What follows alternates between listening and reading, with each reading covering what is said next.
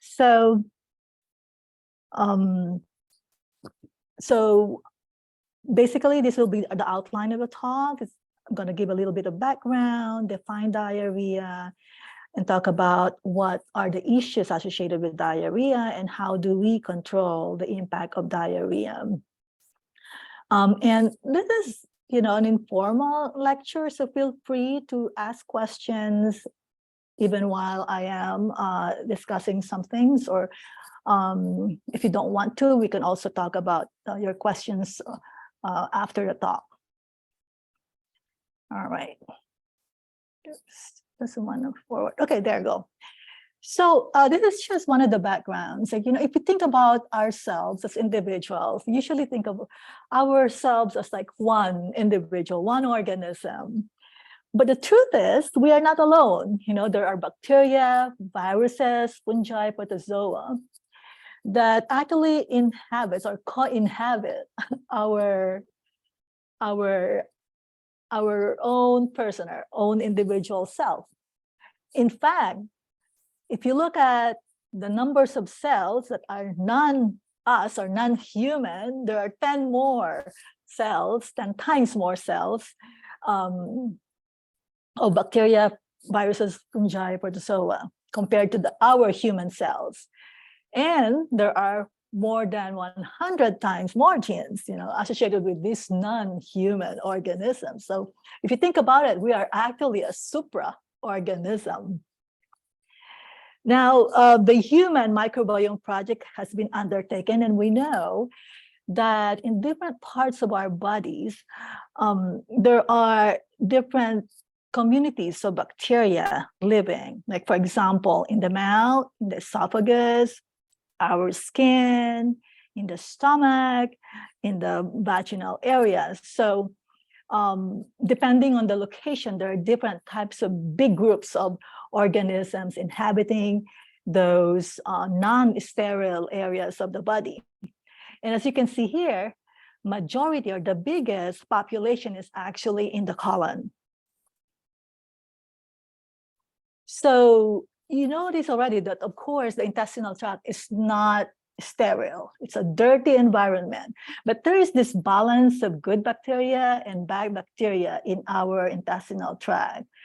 And you are all familiar probably with organisms like VRE or C. diff, for example, and they can coexist with good bacteria in an intestinal tract. However, if you have the good bacteria there, those potentially bad bacteria will not do anything because they are being controlled or being influenced by the good bacteria.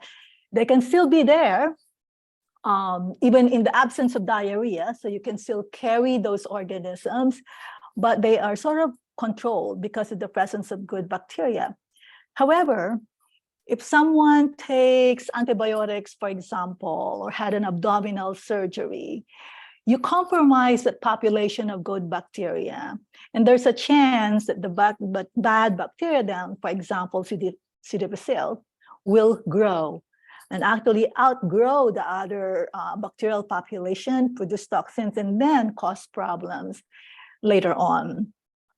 The other thing is that although we say, okay, there are good bacteria in the intestinal tract, even though they are called good, for example, E. coli, probably some of you are familiar with E. coli, which can cause urinary tract infection. So E. coli is a normal bacteria in the colon. However, if it gets out of the intestinal tract, for example, goes to the blood, then it becomes a bad bacteria because it will cause problems later on. Or if it goes to the urinary tract and cause infection, then of course, now it's considered a pathogen or a bad bacteria causing problems. Now, what affects microbial health? There's a lot of things like what we eat, what's in our environment, host genetic factors, age, for example. We know as we grow old, from babies to teenagers to young adults, old adults, elderly, our microbiota changes. There are also disease conditions that can cause changes in the microbiome. Of course, there are like surgical interventions also, like surgery in the abdomen. Any abnormality in the anatomy there can also make changes in the microbiota. Drugs, specifically antibiotics or acid suppressants, can also affect the microbiota. Of course, chemotherapy will also do that. So it's very complicated, and I'm sure like each individual will have your own signature microbiota depending on all these factors that affect microbial health. Now, so let's go now to diarrhea. It's really important for us to have a understanding of what diarrhea is. Oftentimes, we use the term diarrhea, but meaning different things. And technically, in clinical setting, what we think as a clinically relevant diarrhea, it needs to be 3 or more episodes of unformed stool within 24 hours in a person who is not taking stool softeners or laxative. And this is really very important, especially in nursing home settings, where patient with history of constipation is being given stool softeners or laxatives. So in those kinds of patients, if they develop diarrhea, we really have to go back and look at the medication list and see if the patient is on lactulose or Dulcolax, and hold those medications and observe whether there's an effect on what we're calling as diarrhea. Now, patients also may have history of chronic diarrhea. In this situation, sometimes it's difficult to figure out whether are they actually having diarrhea or is this their baseline diarrhea. So for this type of patient, it's good to know what is their normal bowel movement pattern. So if there's an increase in volume, for example, or increase in frequency of bowel movement, then that you may consider as diarrhea. So I think it's also very helpful for us to show patients this example. So, stool consistencies. So we know exactly what they mean when they say, I'm having loose stool or having diarrhea. And typically, it is types 6 and 7 that we considered clinically relevant diarrhea. So especially when it's entirely liquid, or it could be like fluffy pieces and mushy stool. And sometimes it helps when I tell the patient, okay, if you collect your stool and it covers the bottom of the container, then that's liquid stool. That is actually like diarrhea. So there are many causes of diarrhea. So it could be food intolerance, certain medications, antibiotics, even though in the absence of C. difficile, some antibiotics can cause diarrhea. There are also functional causes of diarrhea, like irritable bowel syndrome. And you may have seen also patients in nursing homes, some of them will have fecal incontinence. Inflammatory bowel disease, such as Crohn's disease or ulcerative colitis, patients, especially in uncontrolled situations, they will present with diarrhea. And of course, one of the more important cause of diarrhea we all worry about in congregate setting is infectious diarrhea. So what is the problem with diarrhea? Okay, just to back up, stool in itself, even formed stool, is potentially infectious, right? Because even though there's good bacteria there, or it could be carrying bad bacteria also. So stool in general is dirty. However, the problem when you have diarrhea, so you have the stool that is unformed, it is easily spread. So can you already imagine that, when it's liquid, it can splash, it can spread on the clothing, on the rails of the bed, on the floor of the toilet, on the toilet seat, etc. So it's really easy to spread when the stool is unformed. So if there are bad organisms there, then it easily spread. In the patient itself, in parts of the patient's body, in the healthcare worker handling the patient or taking care of the patient, and in the environment and any other equipment that is within that environment.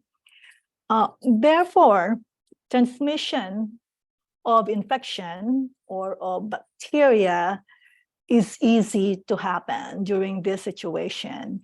And even if, for example, the health worker is healthy, that particular health worker can potentially carry whatever it is that was taken from that infected or contaminated environment and carry to a vulnerable patient elsewhere. And that vulnerable patient can actually develop diarrhea, which could be severe. And because of this, diarrhea in general is a problem because it can cause outbreaks in congregate setting, especially. So these are examples of infectious diarrhea that can cause outbreaks. And probably know most of this already. Norovirus, very notorious. C. difficile also, C. diff, we know, especially in elderly patients. And there are others also like Shigella, Salmonella, Campylobacter, Cyclospora, Cryptosporidium, Giardia. These are organisms that can cause community-acquired gastrointestinal disease. They can cause community outbreaks, and of course, they can also happen in congregate settings. But I highlighted the first two because these are really notorious for being very transmissible. So norovirus is a group of viruses that cause acute vomiting and diarrhea. And typically, this infection is self-limited in healthy individuals. So one day, at the most probably 2 days, and it will resolve on its own. However, in patients who are immunocompromised, the very young in daycare center, or the very old in nursing home, or those who are, have immunocompromising conditions because they are on steroids or they are on medications or cancer or chemotherapy, for example, medications that depress their immune function, these patients or these individuals can have more severe symptoms and prolonged symptoms. Sometimes, it takes weeks for them to get rid of the infection. So they will keep on shedding the virus.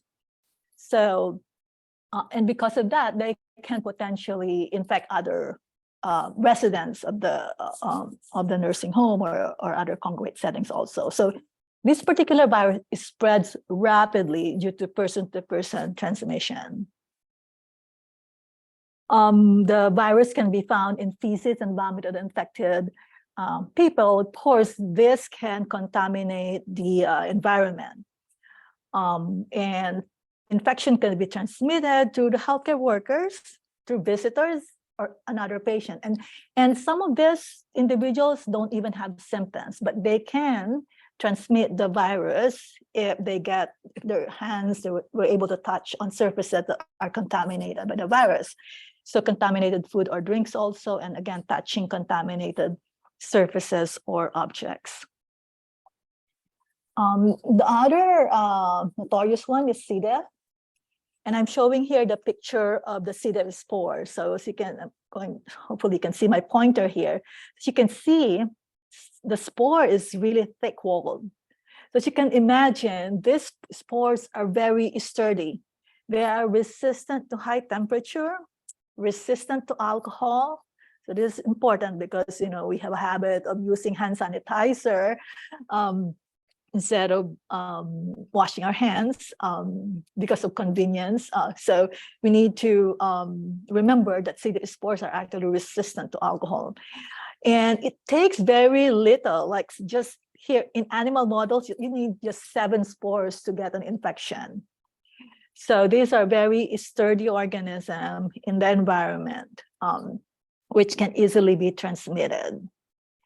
And the transmission is fecal oral. And I like showing this study. This is actually a study where they have swabbed different parts of the body of infected patients and then see where they can isolate the organism. So C. diff is typically an intestinal infection, so it should be in the stool. However, the patient can be contaminated in his hands, in forearm, chest, abdomen, groin area. And actually, this cultured plate here, and this looks like a hand, because what they did here is that the glove hand of the healthcare worker was or touch the different parts of the body of the patient with C. diff after she showered. So as you can see, even with, after an infected patient has already showered, they can still be potentially contaminated. So these are the growth of the organism in this particular plate. So again, C. diff spores can contaminate the environment and the hands of healthcare providers, and therefore potentially transmit the infection to other patients or other individuals. So it's really important to be aware of infection and control prevention measures when dealing with patients with diarrhea. And typically, when there is a known outbreak, enhanced implementation happen, and we're all aware. There's a lot of education about it, etc. However, it's really important that infection control and prevention measures be done every day, every time.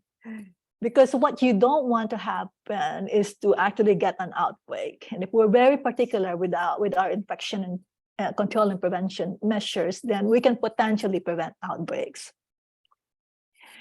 So how do we control the effects of diarrhea, especially in outbreak situation or in the presence of infectious diarrhea? So one is isolation. If you can isolate a patient with infectious diarrhea, that's great. But in some situations, because limited beds, for example, you can cohort these patients. Very important is hand hygiene guidelines, and typically we recommend hand washing with using soap and water. And we can talk about that more later. And use of gowns and gloves and in contact with patients with symptoms, especially diarrhea. Routine cleaning and disinfection of high-touch surfaces and objects with EPA-approved products. And the list of EPA-approved products is in the CDC website. It's a long list, actually, there. Washing contaminated clothing or linens also is important. And the other important thing as a measure is, of course, if you have a healthcare worker who's symptomatic or having diarrhea, that particular healthcare worker would likely need to be excluded from work to prevent transmission of infection to the patients. So hand washing is critically important. And I always have, I'm guilty of not properly hand washing myself also, especially all of us are really busy, and we want to get to our next patient right away. But it's really important to wash our hands properly.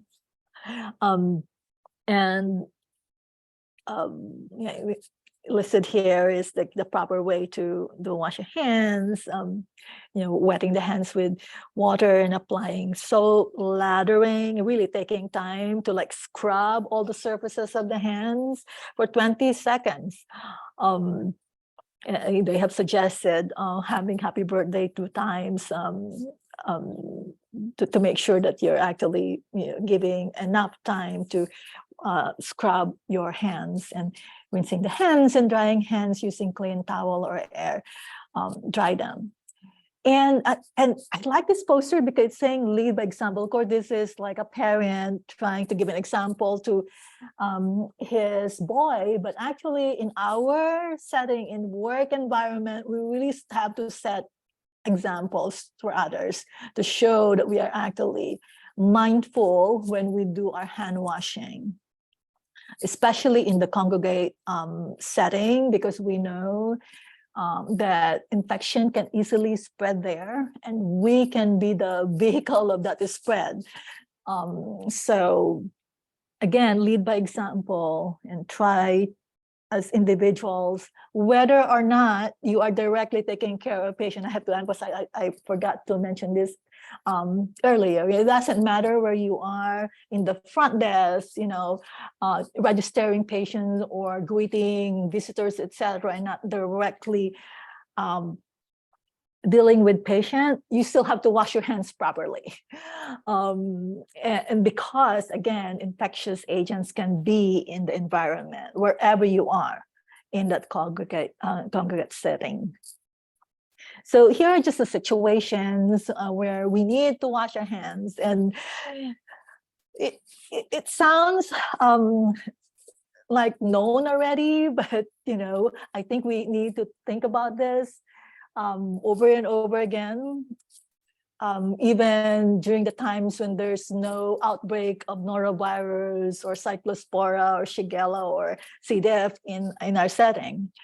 Washing the hands before, during, after preparing food, before eating food, before and after caring for someone who is sick with vomiting or diarrhea.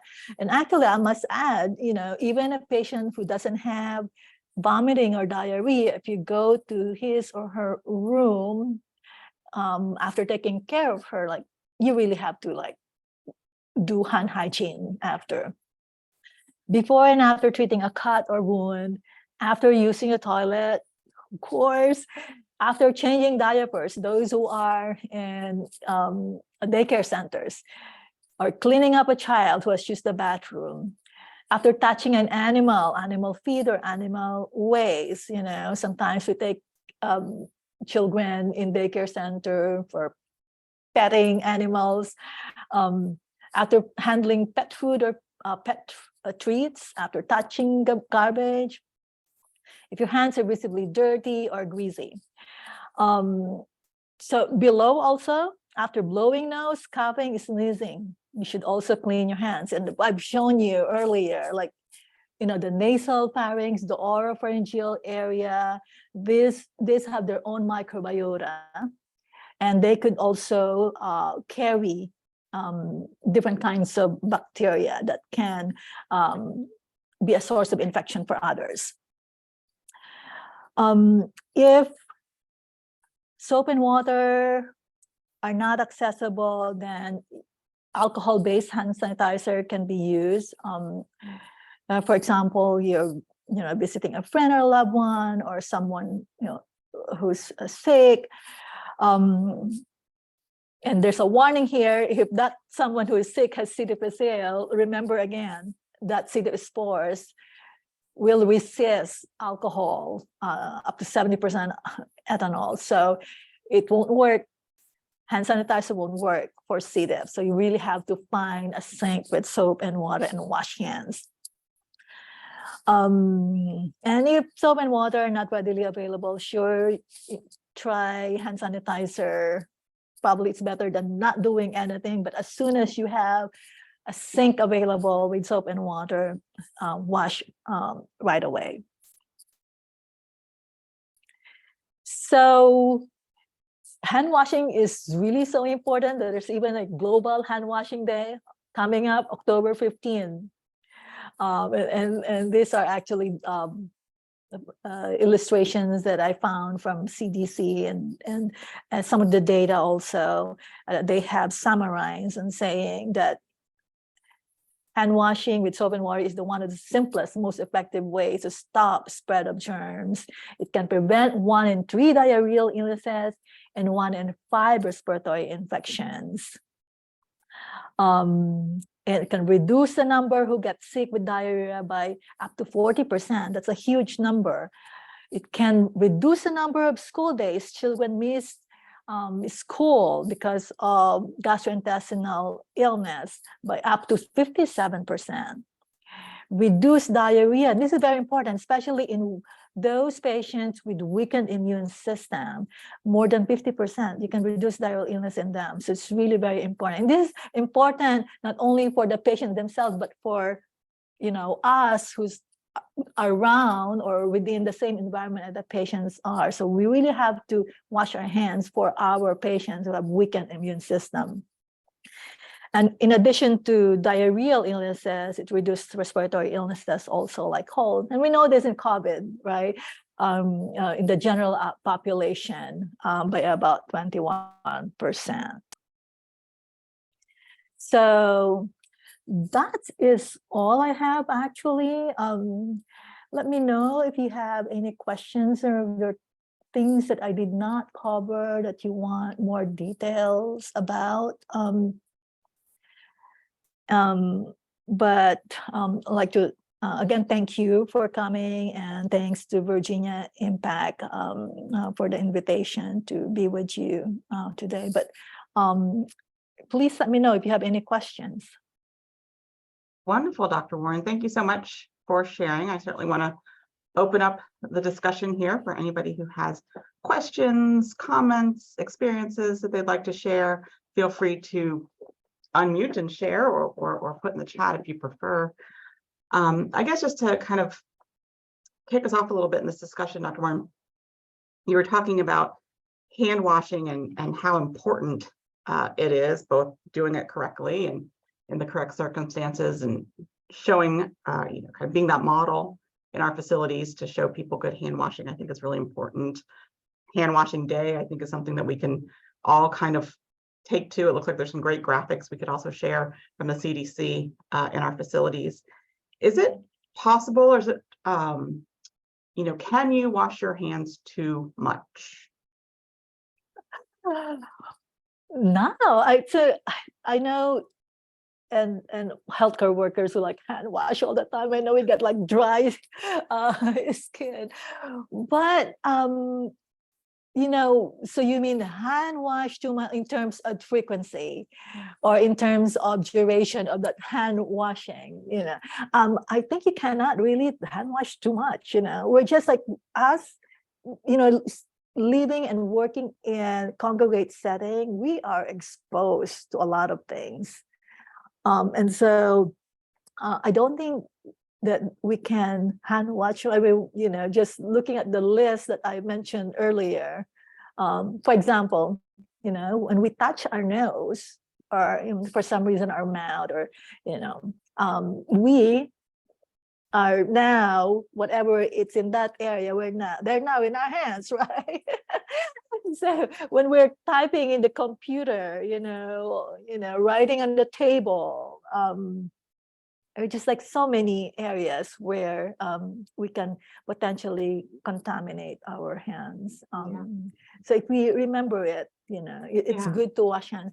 And dry skin, you can potentially just use lotion later on, but still you need to really wash hands. Yeah, I think that's an important point, as you mentioned there at the end too, that we can, especially with some of these kind of large scale soaps that we have throughout the facilities, might not be the kindest on the hands, so to speak. And so we might be prone to having dry hands. And so after you wash your hands, lotioning to keep them, well moisturized is also important to prevent, little fissures and cuts and little things like that. But the underlying washing the hands still needs to be the focus. And then obviously hand care is important as well. Thank you. There are a couple questions in the chat, if I could. We have one question that asks, does clothing need to be washed in a particular temperature to kill C. diff and other GI infections? So that's a good question, So again, I mentioned earlier, actually C. diff spores, very resistant to high temperature, right? So actually it's the mechanical washing and the soap and water is the one that is effective in getting rid of those spores. Not only C. diff, we have other bacteria in our intestinal tract that are spore forming also. So it's really like the washing with the detergent and water and mechanical rubbing that gets rid of those. The viruses, though, are very sensitive to temperature. So, washing in hot water will probably make a difference in those cases. And in certain situation, if you have like linens, you can potentially bleach the linen. C. diff is relatively susceptible to bleaching. But it's mostly the soap and water mechanical washing that's actually effective with spore forming bacteria. Okay. So just to summarize so GI viruses are sensitive to temperature. Any spore forming bacteria like a C. diff, soap and water is important, and bleach can come in and actually get into that spore and kill it as well. Thank you for that. We have another question in the chat. And the question is, are there any stethoscope transmission studies? I think that refers to, perhaps your hand study that you mentioned. What about stethoscopes? Yeah, there's been, and I can't remember I'm sorry, I should have actually reviewed those studies, but yeah, stethoscopes and other equipment, like for example, thermometers, they can potentially get contaminated. And that's why it's also important to disinfect, any of the instrument or the equipment that we're using to our patient. But yeah, those have been studied. There have been like cultures of equipment, I think even computers, like keyboards, etc. There have been several of these studies where there were environmental detection of potentially infecting agents.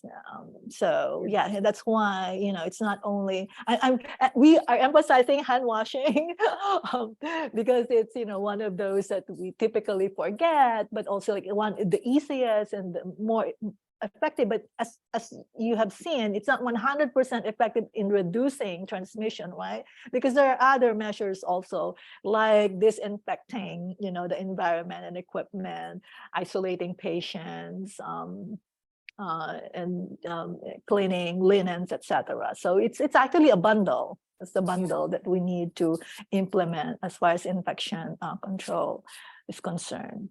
Yeah, I think that's really important to highlight. That bundle of infection prevention is key, that there are different spokes that we need to focus on, and together they can be very effective. With someone with diarrhea, for example, what about single-use instruments or devices if somebody has diarrhea or suspected of having C. diff? Yeah, it's the disposable devices are good. They are not as sustainable, of course they're expensive, etc. But if that is affordable and that's available, then sure, that's something that that we should use. Of course, disposing them is another thing properly. It's another thing that we need to take care of. Where do you dispose this contaminated devices or contaminated pads, bandages, or diapers, etc. So those are things that we need to think about also as far as infection control is concerned.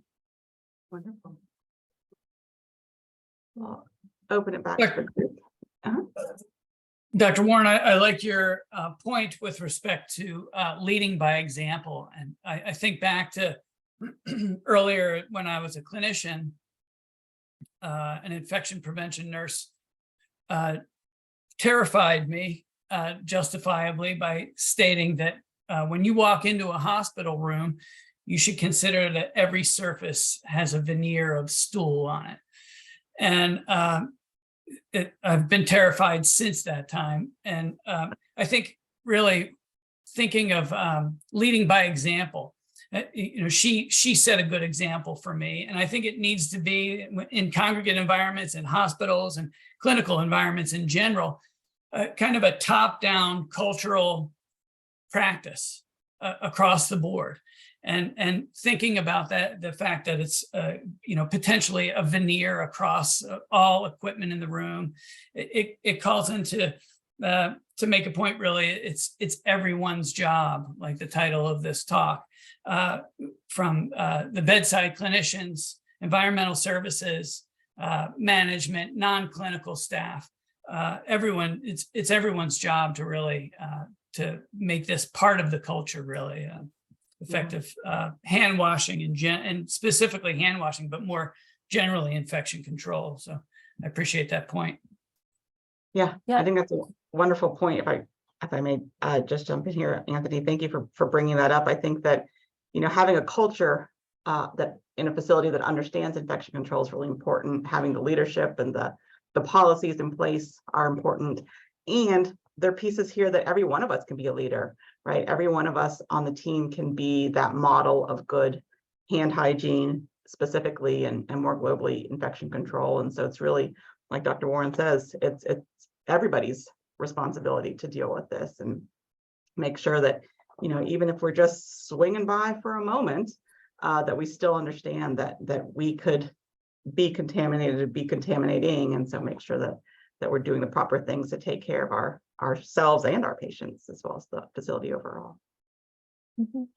Yeah, and especially now, I think that we have to be more aware. I mean, during the pandemic, we're like, hyper aware of like infection control stuff, social distancing, not shaking hands. But now when we started like, touching each other again, holding our patient, shaking the hands of visitors, or, so we really still, we now need to be more aware that we can transmit these infections more like easily. And we typically forget, because like hand washing is like a routine thing that we do. And even I, sometimes I forget, like I need to like take time. And perhaps it might, in addition to setting example, but also like having like reminders, I don't know, like near your sink, like, how to properly wash hands, because when we are in a hurry, we forget, sometimes. But we just have to always be reminded, even though it's like, gosh, it's like simple routine thing, but we still need to be reminded by talks like this, or by posters or other aids to keep us doing the right thing all the time.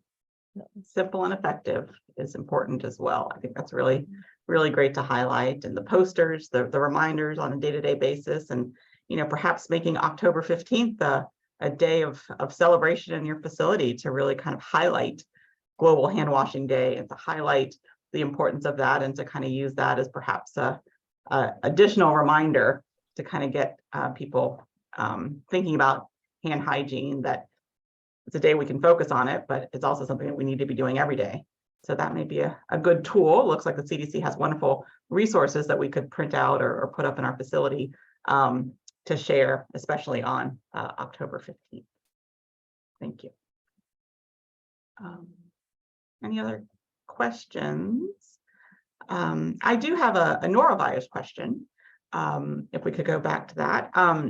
You mentioned that a patient, or especially a kind of more immunocompromised or more fragile patient, could spread virus up to weeks with norovirus. Can you tell us a little bit more about that? And are there ways to know that somebody's spreading? Are they still having diarrhea? Or how do we how do we manage that? Like, how do we deal with that? Yeah, this is a tough situation because we know this also in the hospital, like patients who are severely immunocompromised can continue to shed the virus, even if they stop having diarrhea already.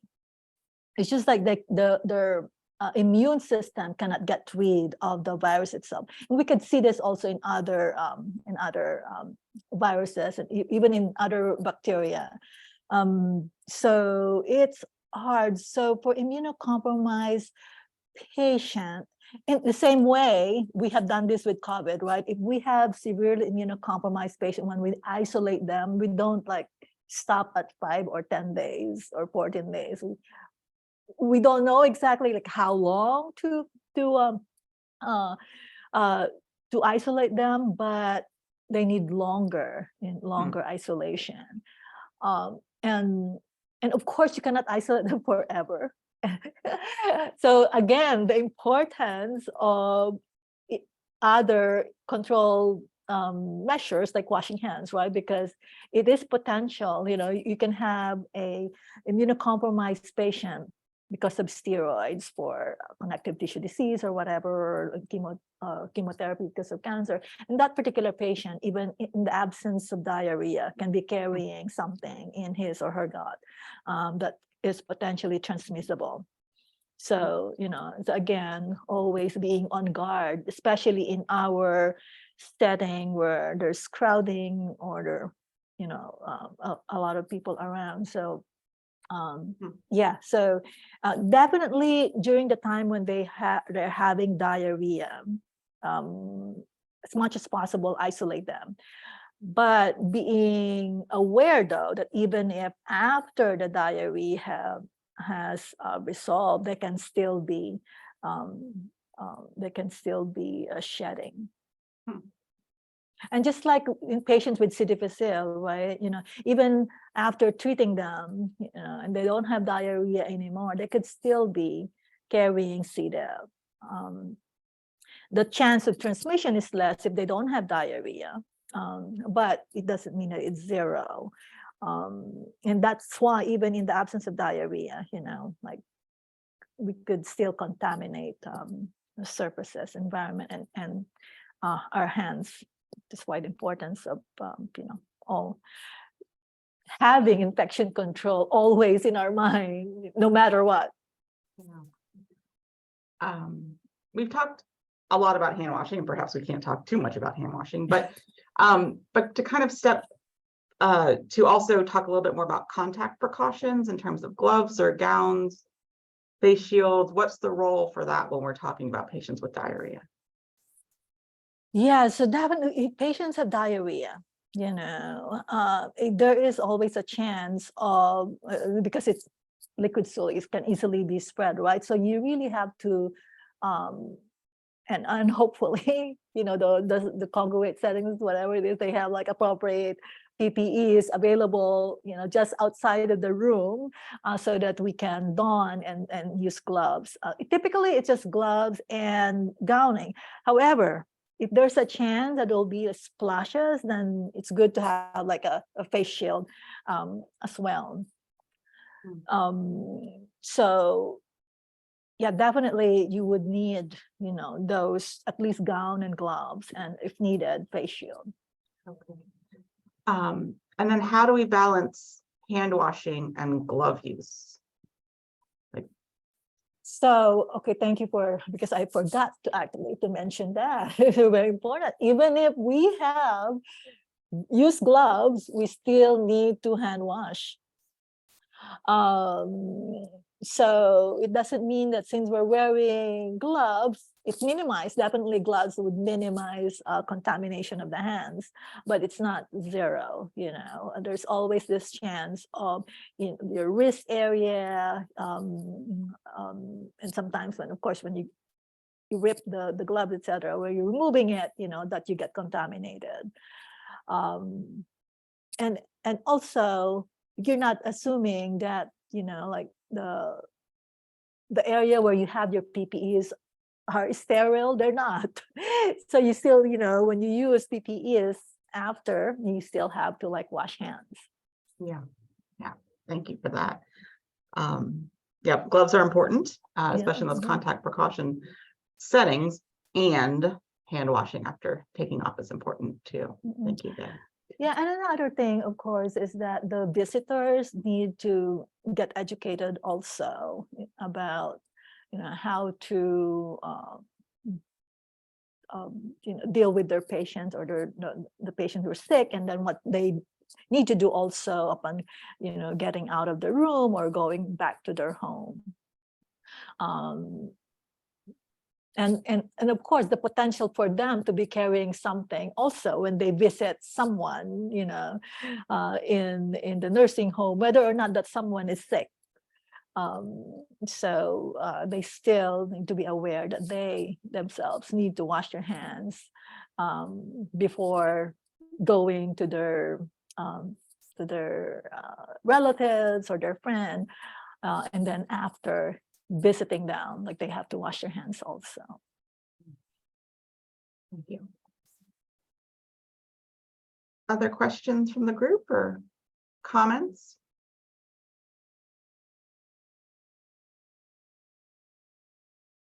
All right. Well, with that, thank you, Dr. Warren, so much for joining us today. And as you said, talking about everybody's favorite topic over a lunch hour of diarrhea. So we can all picture Anthony's veneer of stool everywhere. Thank you very much for that also. But highlighting the importance of kind of what can seem simple, but is also effective components of infection control that can't be overstated. The cleaning our surfaces, cleaning our instruments, cleaning ourselves, and how important that is for keeping our patients, our facilities, ourselves, our families, our friends healthy is really important. So thank you so much for joining us. With that, we'll turn it back to Anthony and we can talk about next steps. Excellent. I'm going to back up for just a second. I was late in hitting the record button. And so I'm going to share the screen that we missed, Dr. Warren, with respect to your disclosure of conflict of interest with these microbiota products, which did not have an impact with respect to this presentation, just so we capture that on the recording. And then I'm going to share this slide, which is how to claim credit for CME. I will also include this with my post-webinar email over the next few days so that folks can go to CME Village and get their certificate. Beyond that, we will continue our infection prevention and control series next month on September 20th. And that topic, now I forget what that topic is. We'll have Dr. Jump, Yes. and we'll be discussing the infamous dark urine and confusion. Ah, yes. September. So that will be September 20th, same time, 12:30 to 1:30. And with the post-webinar email, I'll also be sending a newsletter with our schedule and further goings on with respect to Virginia Impact. Thank you all for joining. We hope to see you again next month or sooner if our paths can cross. Take care. Thank you. Thank you. Thank you. It's very interesting. Thank you. Thanks.